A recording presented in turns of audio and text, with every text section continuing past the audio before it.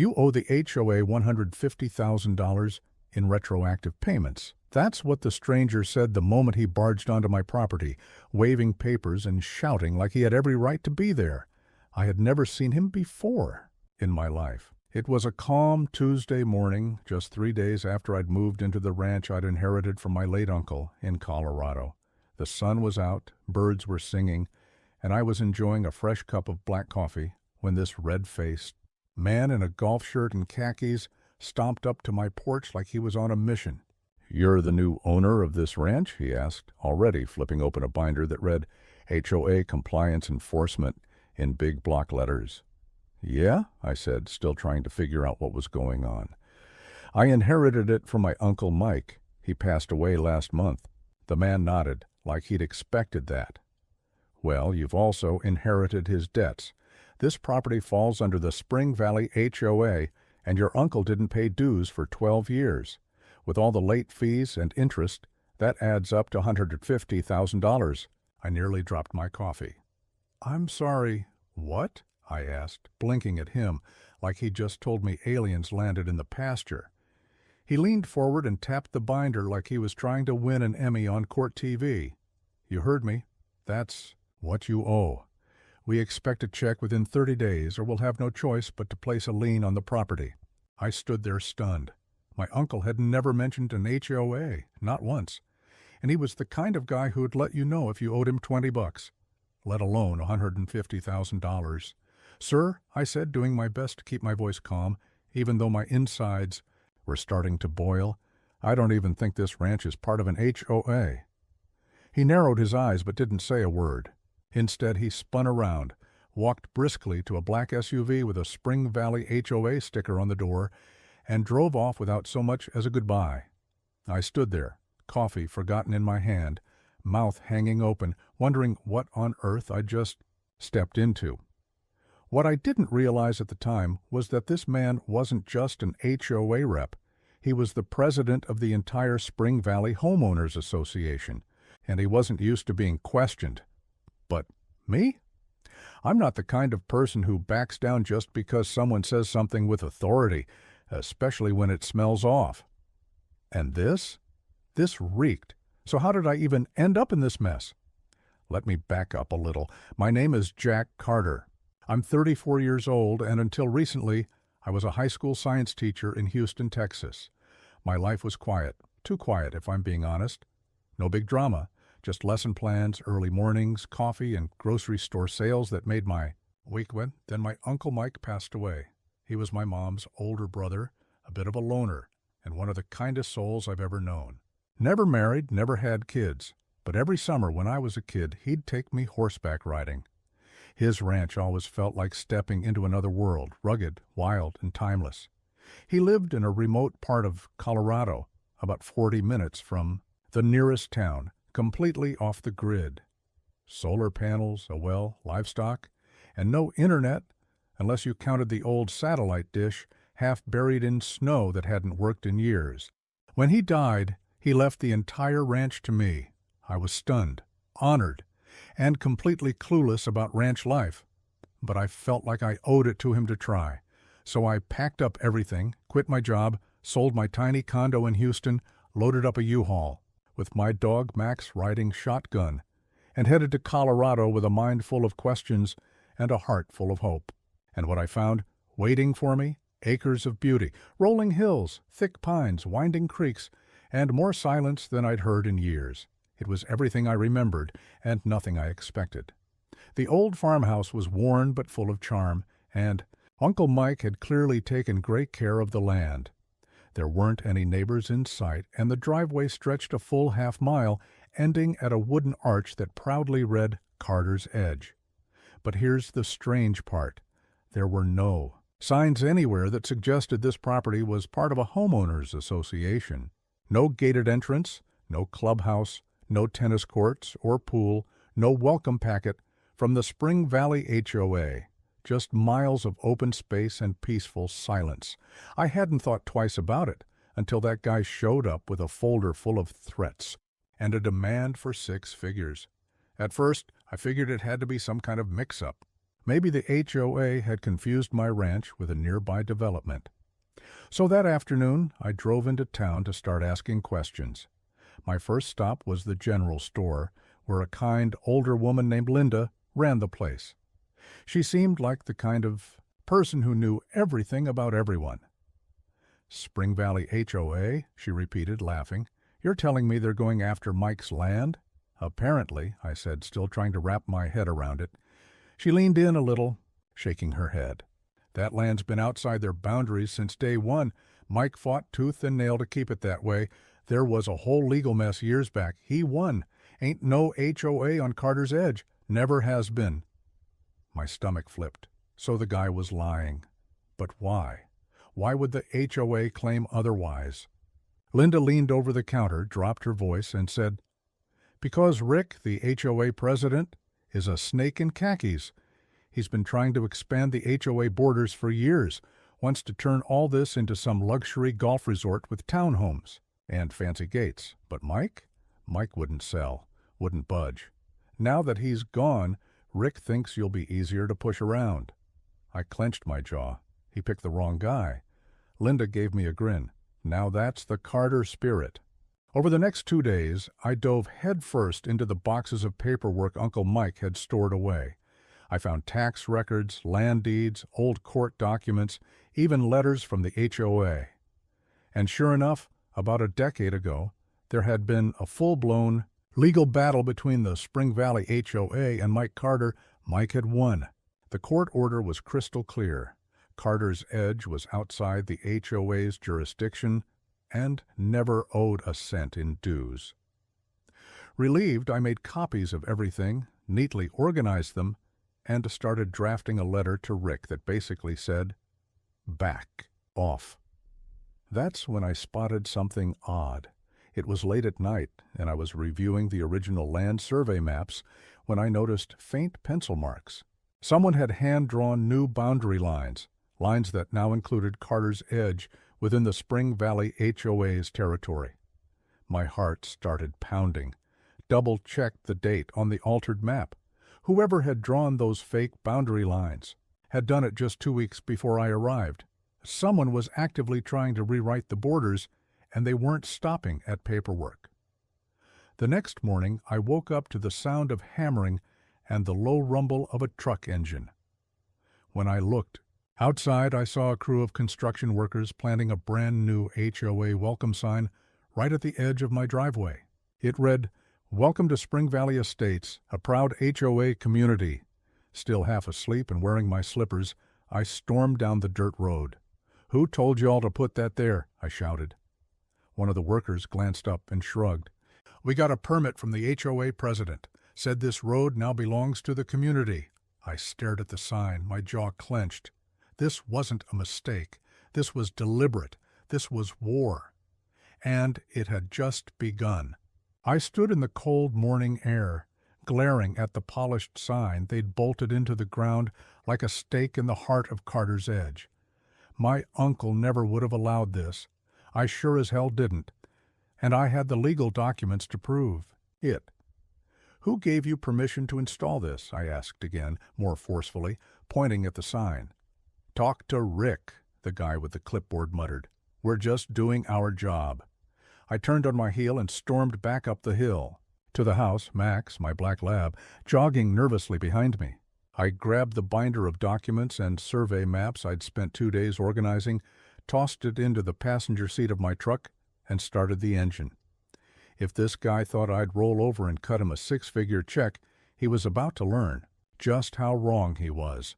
20 minutes later, I pulled up in front of the Spring Valley HOA office, a glass-fronted building nestled beside a strip mall, the kind of place that tried too hard to look important. I walked through the doors without hesitation, and there he was, Rick. He sat behind a massive desk in a too-clean reception room, everything polished and staged. His hair was slicked back, his teeth suspiciously white, and his golf shirt had the HOA logo embroidered like he was some kind of politician. "Well, well," he said, standing with a smirk. "Mr. Carter, I take it you saw our new sign?" "Oh, I saw it," I snapped, slamming the binder onto his desk. "And this is—" proof that what you're doing is illegal." He didn't even flinch, just flipped open the binder and casually skimmed the contents like it was a lunch menu. "I see," he said smoothly. "Yes, your uncle was quite stubborn, but unfortunately there have been recent developments. The HOA restructured its charter last year. With the new zoning adjustments, Carter's Edge now falls within Spring Valley's boundaries." I narrowed my eyes. "That's not how boundaries work. You can't just redraw a map and claim private land like it's a coloring book." Ricky leaned forward, a smile creeping across his face like a crack in glass. "The new map's already been submitted to the county, and while it's pending review, we're within our rights to request compliance. That includes dues, back payments, and integration into the community." "Integration?" I repeated, stunned. "You'll be required to repaint your barn in accordance with HOA color standards," he continued, calm as ever. "Maintain a manicured front field, no livestock near the fence line, and your dog must be kept indoors after 7 p.m.? I almost laughed in disbelief. "You've lost your mind." He shrugged. "It's just business, Mr. Carter. If you don't like the terms, you're welcome to sell. In fact, there's already a developer who's expressed interest." And there it was, the truth behind the smug smile. This wasn't about rules or community. This was about control, about flipping land for profit. Mike had stood in his way. Now Rick thought I'd cave. He had no idea who he was dealing with. Rick thought he could bully me into giving up the land, paving the way for his grand plans, condos, golf villas, whatever vision of suburban paradise he had in mind. But he underestimated me. More importantly, he underestimated what I had in my corner, my uncle's will, land rights documentation, and a court ruling that explicitly excluded Carter's Edge from the Spring Valley HOA's jurisdiction. I reached into my bag, pulled out the folder, and laid the final card on the table, like I was closing a poker hand. "This is a legally binding document from the district court," I said, my voice steady. "Carter's Edge is exempt. Period. If you don't take down that sign and leave me alone, my lawyer will file an injunction so fast you won't have time to spin another lie, let alone another map." Rick's smile twitched, just for a second. Then his phone buzzed. He glanced at the screen, gave a polite nod, and said, "If you'll excuse me," before stepping into the hallway. I sat there, tension thick in the air, but something felt wrong, too easy. When he came back 5 minutes later, he was all charm. "Of course," he said, smoothing his collar. "We'll take another look at your documents and be in touch. Have a great day, Mr. Carter." Yeah, right. Sure enough. By the time I got back to the ranch, not only was the sign still standing, it had been reinforced with fresh concrete. That night, around 1 a.m., Max started barking like crazy. I grabbed a flashlight in one hand and my grandfather's old hunting rifle in the other and ran outside. Tire tracks curved around the side of the barn, fresh in the dirt. Whoever it was had just left, but not before nailing a notice to my front gate. Final notice. Failure to comply will result in lien placement and property seizure. My hands shook. This wasn't just a scam anymore. It was a threat. Someone had crept onto my property in the middle of the night just to deliver it. I didn't sleep. I spent the night pacing in my uncle's old study, flipping through documents, trying to figure out how in the hell they thought they could get away with this. Then I remembered something. Weeks earlier, Linda from the general store had mentioned an old land surveyor who'd helped Mike draw up the original boundary lines, the ones that kept Carter's Edge out of HOA reach. I grabbed my phone and called Linda, even though it was nearly 11 p.m. "Linda," I said out of breath, "do you remember the name of that surveyor who worked with my uncle?" "Oh, honey, of course. You're talking about Mr. Everett. He's retired now, lives up past the ridge, but if anyone knows the truth, it's him." "Can I get his number?" "You better go in person," she warned. "He don't trust phones, or the internet, or people, really." The next morning I loaded Max into the truck and followed the winding back roads Linda had described. Dust rose behind my tires as I climbed higher into the hills until I found it, a small weathered cabin hidden among pine trees. An old green pickup sat parked out front, and wind chimes tinkled lazily in the breeze. An elderly man in suspenders and a worn-out ball cap opened the door. He squinted at me like he was trying to see straight through to my soul. "You Mike's nephew?" he asked. "Yes, sir," I replied. "Name's Jack Carter." He looked me up and down, then stepped aside and said, "Come in." I figured they'd come after you next. Those words hit like a cold wind down my spine. Inside, the cabin smelled of cedar and pipe tobacco. Rolled-up maps were stacked in corners, and old yellowing documents covered nearly every inch of the long wooden table. "I've got everything," he said before I could even ask. "Original plats, legal boundary lines, the 2013 ruling. Rick's been trying to doctor new ones, but they don't match the legal record." "Can I get copies?" I asked. He nodded. "More than that. I'll sign an affidavit, confirm I drew the lines myself. They can't ignore that in court." Relief hit me like a wave. Finally! Backup! Finally! Proof! But before I could thank him, there was a knock at the door. Everett raised a brow. "You expecting company?" I shook my head slowly. He opened the door, and there they were. Two men in black HOA jackets, one holding a clipboard, the other holding a camera. "Jack Carter," the one with the camera asked, already recording, "you are being documented for non-compliance and illegal land use under Spring Valley HOA regulations." They had followed me. They were watching me. This wasn't harassment anymore. It was surveillance. And I was done playing nice. The moment they stepped onto Everett's porch, camera rolling, my blood pressure spiked. Not from fear, but from sheer disbelief. The audacity. One of them shoved a laminated sheet into my hand. "Notice of noncompliance," it read. "Article 7, Section 4, unauthorized structure consultation." "Unauthorized what?" I said, looking at the paper like it had come from a different planet. "You're trespassing on protected HOA land while consulting with an unlicensed bar surveyor," he replied, angling the camera toward both me and Everett. "Unlicensed?" Everett barked, stepping forward with his cane like it was a battle staff. "Boy, I was drawing boundary lines when your daddy was still learning to walk. I've got 45 years of surveying under my belt, and a court ruling that says Carter's Edge ain't never been HOA." The younger man flinched, just barely, but kept the camera rolling. I pulled out my phone and hit record. "Perfect," I said. "I'm glad we're both documenting this, because this is harassment, and I've got evidence, witnesses, and legal documents that say you're the ones trespassing." They exchanged a glance. The one with the camera finally lowered it and said, more coolly now, "Look, Mr. Carter, we're just following orders from the HOA president. If there's been a mistake, you'll need to bring it up through the proper appeals channel." "Oh, you better believe I will," I snapped. "Now get off his property before I call the sheriff." They hesitated long enough to let the threat settle, then turned and walked back to their SUV, tires spitting gravel as they drove off into the trees. "You all right?" I asked Everett, who hadn't moved from his stance near the door. "I'm fine," he grunted. "This ain't the first time Rick's goons came snooping. But now you see what you're up against." "Yeah," I said, quieter now. "Yeah, I do."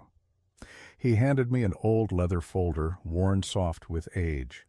Inside were the original hand-drawn survey maps, notarized and signed. "Take it, bring it, to the county office first thing tomorrow, and tell Sheriff Lopez I sent you. She don't like the HOA much." "Thank you," I said, gripping the folder like it was pure gold. "You might have just saved my ranch." But even with those documents in hand, I couldn't shake the feeling that this wasn't over. Not even close. Driving home, I could feel things were spiraling out of control. Rick wasn't just being pushy anymore. He was breaking the law, falsifying maps and now trying to intimidate both a retired surveyor and me in broad daylight. By the time I returned to the ranch, Max was already growling before we even reached the driveway. Another truck, a shiny black one, was parked inside my property. I slammed on the brakes and jumped out before the dust even had a chance to settle. There stood Rick, right in the middle of my field, accompanied by a real estate agent. They were strolling around my barn, pointing at things and talking money. I stormed up to them. What do you think you're doing? Rick turned to me casually. Oh, Mr. Carter, didn't realize you'd be back so soon. Just showing the property to a potential buyer. Thought you might want to negotiate. I've heard you've been under some stress.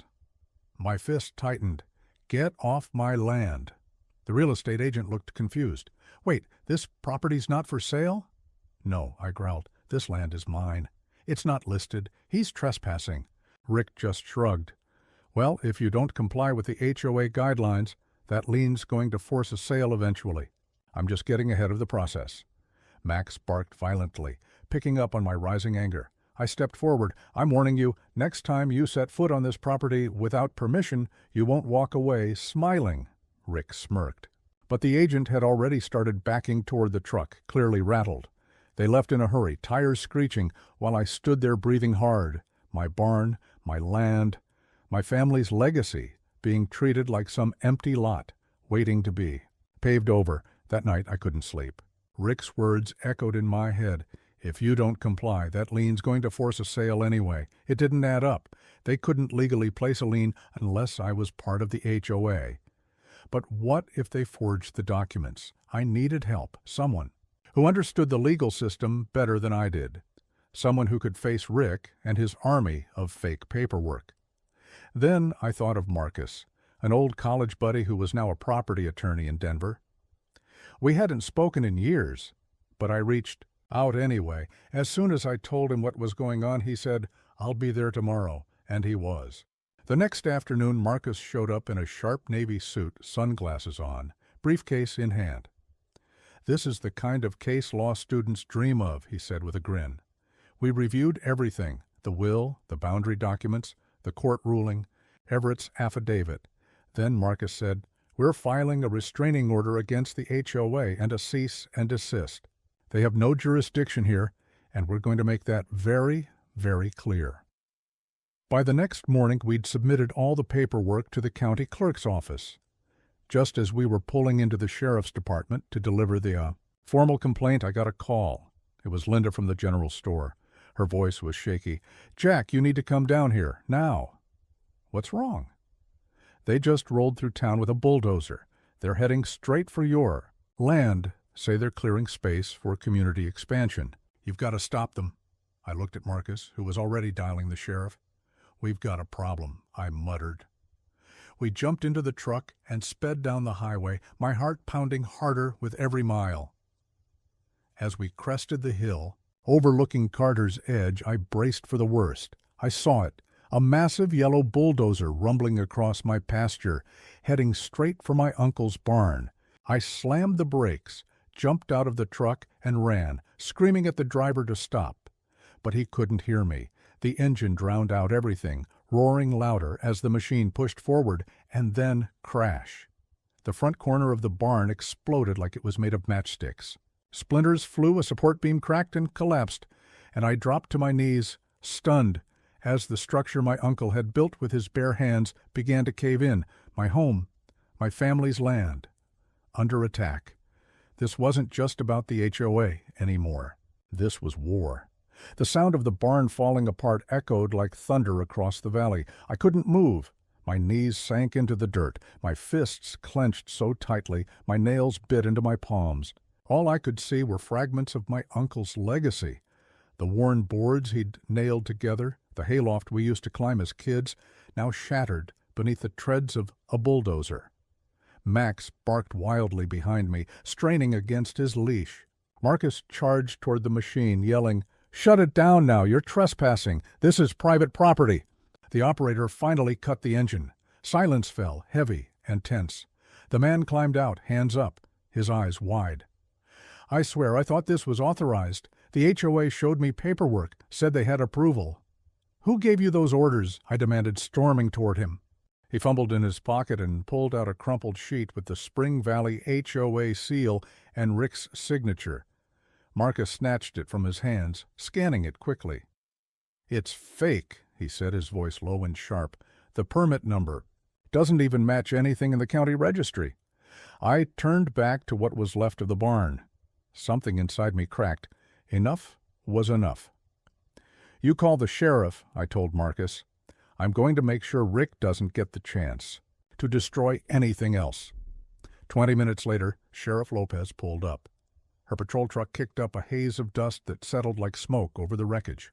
She stepped out, sunglasses reflecting the ruined barn, and let out a long, low whistle. "You really poked the bear, huh, Carter?" I nodded. "And now the bear's ripping everything apart." Marcus handed her the forged document. "This is what the bulldozer operator was given. It's not legal." She glanced at it, then at the damage, then at me. "You pressing charges?" "You bet I am." She jotted something down in her notebook. "You'll need to file a formal property damage claim with the county. But from what I see here, this is criminal trespass and destruction of private property." While the sheriff questioned the driver, Marcus and I picked through the rubble.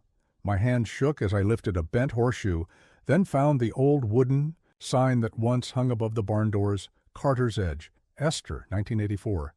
This wasn't about money anymore. Rick wasn't just trying to take the land. He was trying to erase our name from it. But he still wasn't done. That evening, as I sat at the kitchen table with Max's head resting in my lap, Marcus's phone buzzed. He picked up the phone, listened for a moment, then looked at me with a grim expression. "That was the county clerk's office," he said. "Someone just submitted an emergency appeal to reclassify your land as community development property." I blinked. "What does that even mean?" "It means Rick's trying to fast-track an ordinance that would let the HOA seize your land under eminent domain if they claim it's for public benefit. Parks, roads, housing, things like that." My jaw dropped. "That's impossible. This is a private ranch. It's not even zoned for development." Marcus let out a frustrated sigh. "He's playing dirty, Jack, and he's moving fast. If that ordinance gets approved, you'll be looking at a court battle that could drag on for years." But the sheriff saw the damage. "We have the original boundary documents, Everett's affidavit. That's enough to stop this, right?" Marcus hesitated. "It should be. But we need someone on the inside, someone in the county office who can make sure these appeals and fake maps don't slip through unnoticed." That's when I remembered something. Linda, the woman who runs the general store. She said her niece works in the zoning department. "Perfect," Marcus said, already reaching for his phone. "Let's pay her a visit first thing tomorrow." We were up early the next morning and headed into town. Linda was already sweeping her porch when we arrived. She looked up, her eyes full of concern. "Oh, honey," she said, "I heard about the barn. That man's got no soul, I tell you." "We need your niece's help," I told her. "Rick's trying to push an emergency zoning change. If he pulls it off, I could lose everything." She nodded without hesitation. "Say no more. I'll call Emma. She's tough as nails." An hour later, we were sitting in a cramped office, filled with zoning maps and overstuffed filing cabinets. Emma, sharp-eyed and no-nonsense, flipped through the appeal documents. "This isn't the first time Rick's pulled something like this," she said. "Last year he tried to rezone a creek bed to build a community fish spa." "A what?" I asked. Emma rolled her eyes. "Exactly. He manipulates the system, buries his requests in layers of legal jargon so deep most people don't catch it until it's too late." She pulled a form from her drawer, but this time he submitted the appeal without proper notice. That's a violation. I can flag it for review and notify the county board. It'll buy you some time. But if he resubmits, you'll need to be at the hearing. "When is it?" I asked. She checked her calendar. "Friday morning, 10 o'clock, County Hall." I looked at Marcus. "We'll be there." But that wasn't all. On the way back to the ranch, Marcus got another call, this time from a journalist friend at the Denver Gazette. He'd seen the photo Marcus had, forwarded of the collapsed barn with the Spring Valley HOA logo still clearly visible on the bulldozer. "Tell Jack," the reporter said, "I'm writing a piece. Title, HOA Tyranny in the Rockies. I want to interview him tomorrow." When Marcus relayed the message, I smiled, for the first time in days. "Good," I said. "Let the world see what Rick is doing." That night I sat by what was left of the barn. A small campfire crackled in front of me. Max lay curled at my feet, his breathing slow and steady. Above us, the stars stretched across the sky, calm and clear. But inside me, a storm was raging. This wasn't just about my land anymore. I was fighting for my uncle's legacy, for the families Rick had, bullied into silence, for everyone who'd ever been pushed around by some smug guy in a polo shirt who thought paperwork made him untouchable. I didn't know what Rick would try next, but I knew this. I wasn't backing down. And neither was Marcus, neither was Emma, neither was Sheriff Lopez. The battle was far from over. But we had just landed the first punch. And Rick knew it. He was about to swing back even harder. Early the next morning, before the sun had even crested over Carter's Edge, a sheriff's patrol truck pulled into my driveway. Sheriff Lopez stepped out, her expression unreadable, and behind her was a black tow truck. "Jack," she said, quietly, "they just filed an emergency seizure order with the county judge. I've been ordered to impound your truck, citing unpaid community fees." I stared at her, stunned. "They're coming for your assets now," she added, almost apologetically. There I stood, barefoot, still in my flannel pajama pants, watching as a deputy moved to hook my only reliable ranch vehicle to the tow hitch, my truck, the one I used for feed runs, repairs, everything. Sheriff Lopez looked as frustrated as I felt. "This is insane," I muttered, my voice shaking with a mix of disbelief and fury. "They can't just file an order to take my truck." "I agree," she said grimly, "but the judge who signed this is a close friend of Rick's. The moment Rick filed that emergency community fee lien, they tied an asset claim to it. It's shady, Jack, real shady. But it's technically legal until we prove otherwise." I turned to Marcus, who was already on the phone, pacing with a scowl, probably talking to someone at the courthouse. He held up a hand, motioning for me to wait. "This truck has nothing to do with HOA dues," I shouted. "I don't owe them anything. I'm not even part of their damn HOA." Lopez raised a calming hand. "You don't have to convince me, Jack, but until the paperwork is overturned, I'm stuck enforcing this order. I'll make sure the truck's kept safe in town, I promise." Max growled low at my side, sensing my tension. The image of the barn collapsing 2 days ago flashed through my mind again, and now my truck was being towed like it was abandoned scrap. This wasn't legal maneuvering anymore. This was financial warfare. Rick wasn't just trying to win. He wanted to grind me down, bleed me dry until giving up was the only rational option. But he'd underestimated me again.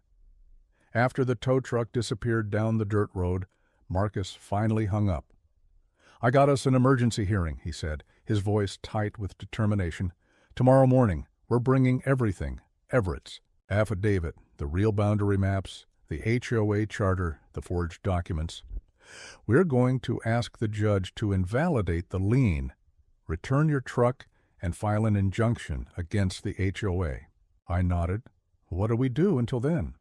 "We prepare," Marcus said, "because Rick's going to throw everything he's got at you before that hearing." He was right.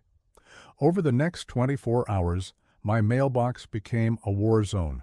One letter accused me of unauthorized wildlife management for letting a deer graze in my pasture. Another slapped me with a $100 fine for not having community standard fencing. But the most absurd, a notice claiming Max was in violation of neighborhood regulations because he wasn't wearing an approved HOA-issued pet collar. Marcus was livid. "This is a paper war, Jack. He's bombarding you with petty violations, trying to wear you down. He wants you to run out of time, money, or patience." But instead of backing down, I doubled down. I spent the rest of the night photocopying every document, highlighting every key phrase, and assembling a binder the size of a phone book. If Rick wanted a fight in court, I was walking in like it was the Super Bowl. The next morning we drove Marcus's car to the county courthouse. Linda had already baked muffins and handed them to us for good luck. Emma texted that she'd be sitting in on the hearing to ensure Rick didn't pull any more backdoor zoning tricks. When we arrived, there he was, Rick, dressed in his usual khakis and navy blazer, standing at the front of the courtroom like he owned the place. He even winked as we walked past. I ignored him and took my seat. The judge entered. The courtroom came to order, and Marcus stood calm, composed, sharp as a scalpel. He walked the court through everything: my uncle's original ownership, the court ruling exempting Carter's Edge from HOA jurisdiction, the forged maps, Everett's affidavit, the bulldozer incident, the fake lien, and the illegal seizure of my truck.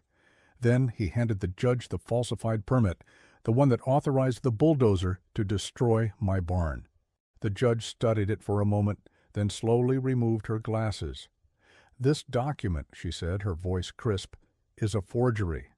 Rick immediately stood, trying to object, but the judge raised a hand to silence him. "Mr. Weston, you submitted a lien and an asset seizure request based on a falsified zoning document and an HOA map that has not been ratified or approved by the county planning office. I was told the documents were in process." "They are not," she cut him off, icy and firm. "You and your association acted with gross overreach and deceptive practices." Marcus leaned toward me and whispered, "This is going better than I thought." Then the judge turned to me. "Mr. Carter, I am formally dismissing the HOA's lien against your property.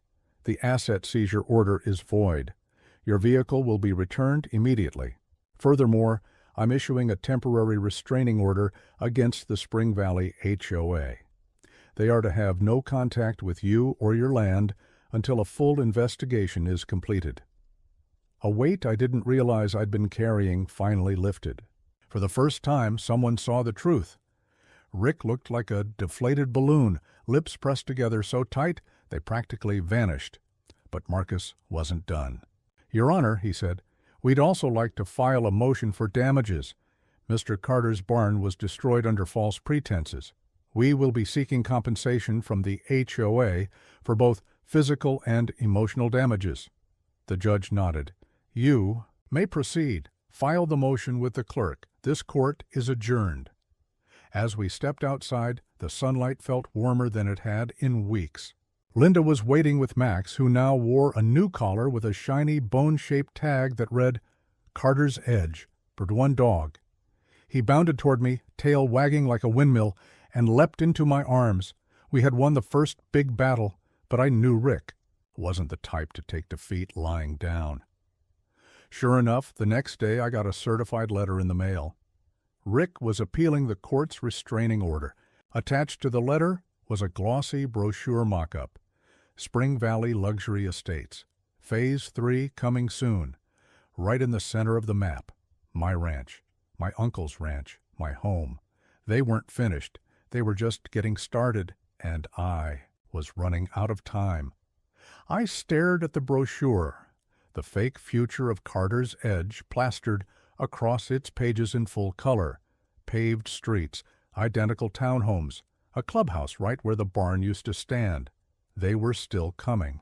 But so was I. The developers had even renamed the property Harmony Hills, Phase 3, Nature-Inspired Living.